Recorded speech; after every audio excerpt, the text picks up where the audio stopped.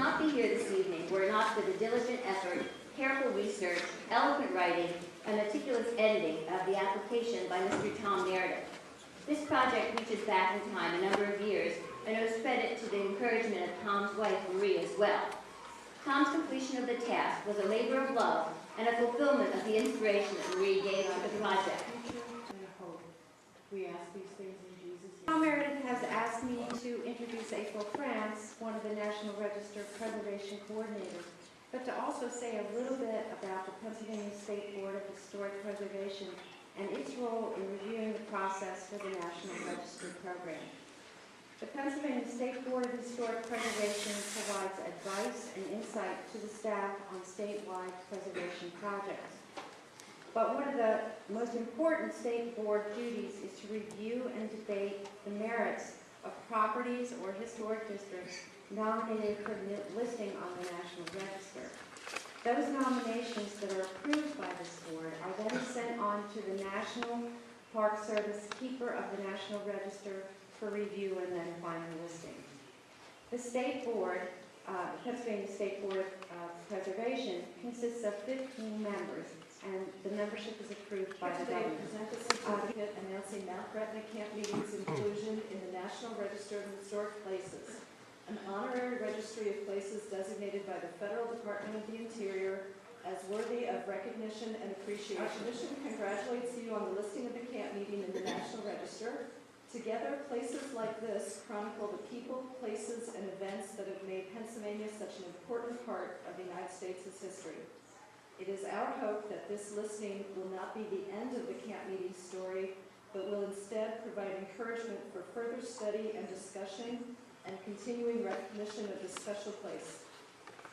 The National Register program helps us plan for the future of such a wide variety of resources.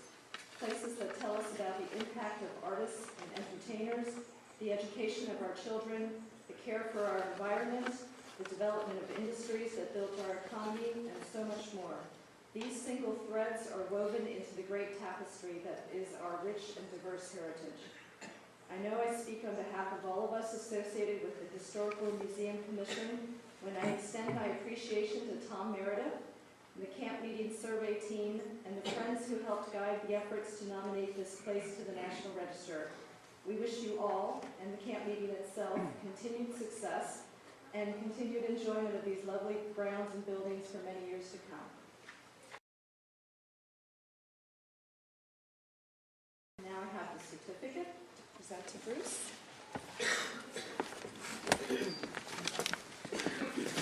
Thank you, April. As President of the Board of Managers of Mt Gretna Camp Meeting Association, I'm proud to accept this award or this certificate designating us as a National Historic Site. But this is the man that really deserves all the honor. Tom Meredith is the charger behind all the work. This is the guy, the workhorse. He did our historian with his wonderful committee. And Tom, this really should be presented to you. But since it was presented to me,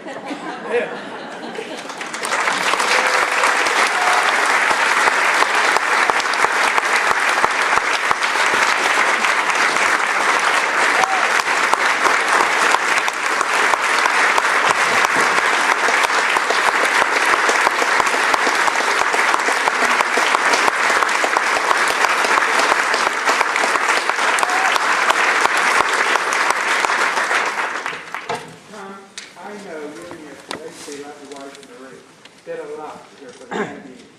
And to show our appreciation to the camp meeting, the Board of Managers, we're going to present a bench in honor and in memory of Marie. So over there, sitting over there, now you can see it. There's going to be a plaque on it, and it's going to be a permanent plaque. So we always remember that you and your work brought us where we are tonight, and we thank you. And I'm so glad to call you my friend because you're one great guy. And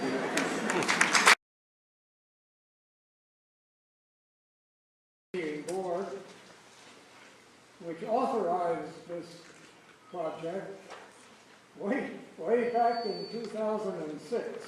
I guess all that proves is that I'm a very slow walker.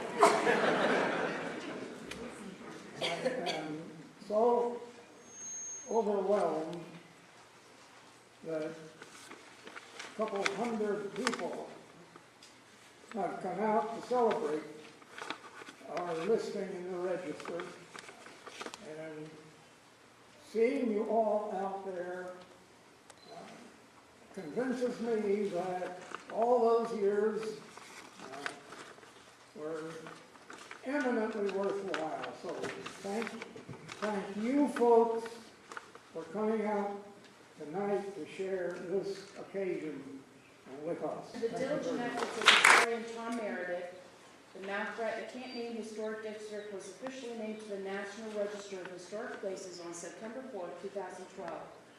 The Mt Gretna Camp Meeting was opened in 1892 for people attending the first camp meeting of the East Pennsylvania Conference of the Church of the United Brethren in Christ. Today, the camp meeting resembles an early 19th century village with 102 cottages in Queen Anne, Gothic Revival, bungalow, and various other vernacular styles.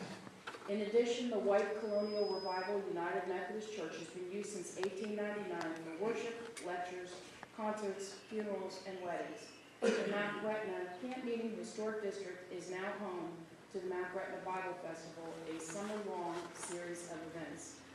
And this is given by the Commonwealth of Pennsylvania House of Pleasure to be Representatives. with you this evening. On behalf of Commissioner Bob Phillips, Commissioner Bill Ames, and myself, I'd like to congratulate each and every one of you for carrying out and getting your designation on the National Historic Register.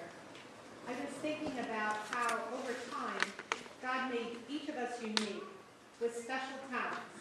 No two people are exactly the same.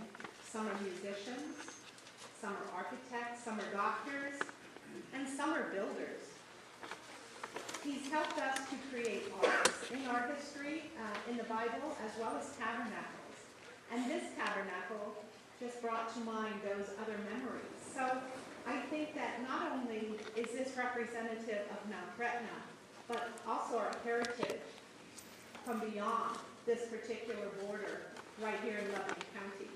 We can share this with the world. So a national designation is certainly in order. And what I have today is a simple certificate that will present to Mr. Meredith. Thank you very much.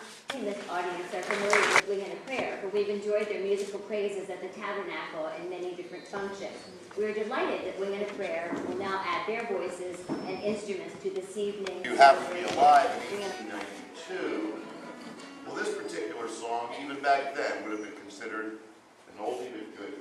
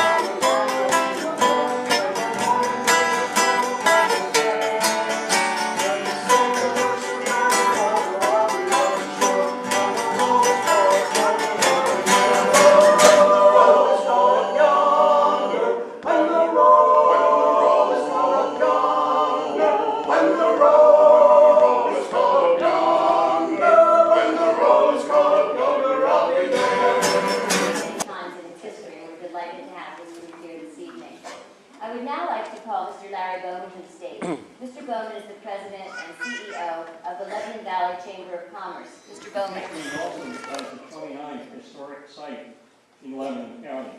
I didn't realize that until I went online today. We have 29 listings on the National Register.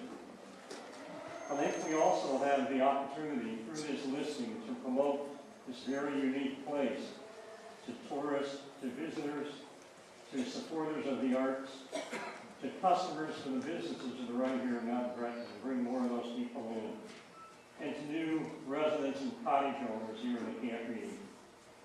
I think it also gives our county an opportunity, one more thing to promote about this very special place called the Lebanon Valley.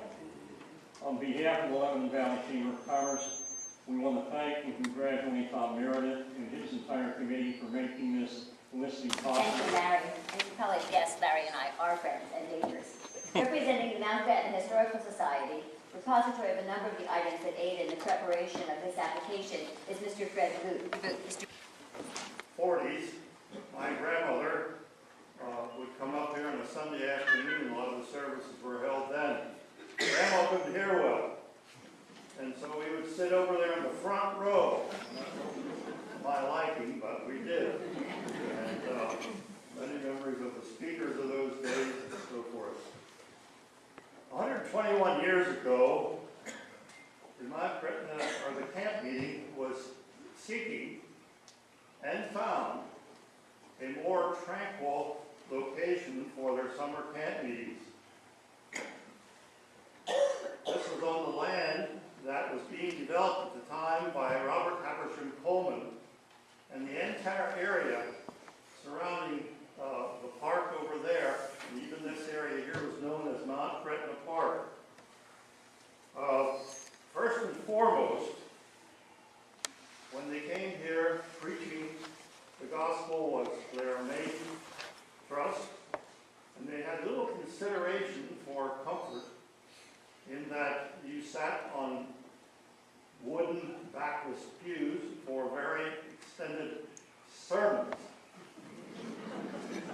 But it wasn't too awfully long until a very significant architectural gem, and you're sitting in it, was being built using the reverse truss system of tying this whole building together, set on native chestnut posts. As well as this building, there evolved from tents to cottages, and these are architecturally significant. I took a tour with a group that invited me to look at the various architectural elements on the cottages here. If you've never done that, do that sometime.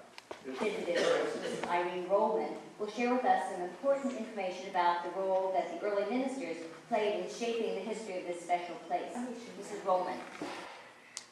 I'm only going to name a few because of time constraints. There were actually 17 ministers listed in the 1892 that were residents. When we call them residents, they either rented or had a cottage for the first season. 17 when it was formed from the beginning in 1892.